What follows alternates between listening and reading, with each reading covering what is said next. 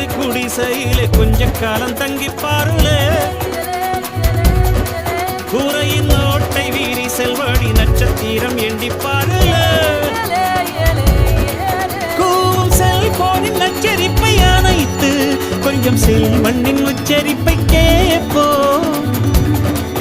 வெறும் காலில் செருப்பின்று நடந்து மண்ணோடு பேசிக்கொண்டு போவோம். மழலைகள் ஆவோ.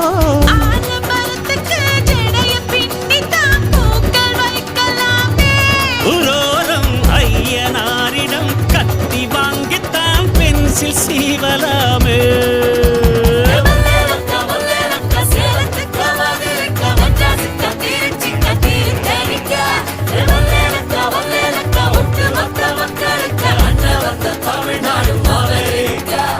காவிரி யாரும் கை குத்தல் அரிசியும் மறந்து போ.